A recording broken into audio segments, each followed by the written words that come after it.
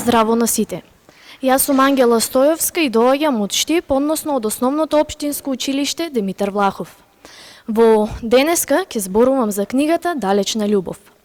Кратка содржина. Во оваа книга се зборува за едно девојче по име Сара. Поточно се зборува за нејзините успеси, животот и љубовните авантури. Главни јунаци се Сара Кадина, Петар Рампа и Иван Луј Пастер. Настаните претежно се случуваат во Габрово, Рим, Москва и се случуваат во време трајање од една учебна година. Еден училиштен ден, додека девојчињата го пишувале домашното на Петар, тој добил шлаканица од Сара. Училишниот ден завршил и сите си заминале. На пат кон дома, Петар го замолил својот другар Иван да поразговара со Сара и да ја каже дека умирал од шлаканиците кои што ги добил изутрината.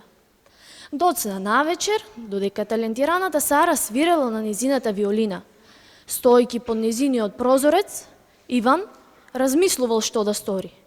По долго размислување, придружен со виолината на Сара, тој одлучува на Сара ништо да не ја каже и наместо тоа да измисли лага на која би поверувал и неговиот другар. Со лагата во раце заминува кај Петар. За време на тој разговор на Петар му вели дека на Сара воопшто не и било важно што тој умирал од шлаканиците и дека за време на разговорот постојано свирела на незината виолина. По одржувањето на музичкиот надпревар во Рим, по земањето на наградата и поради голема талентираност кон музиката, на Сара и било дозволено наредната учебна година да изучува 2 оделенија. По екскурзијата одржана во Дубровник, дошол денот за заминување во далечната и студена Москва. Откако таа се поздравила со сите, освен со Петар, кој рекол дека и простува се, дошол часот за заминување. Откако Сара заминала, Петар и Иван седнале да разговараат.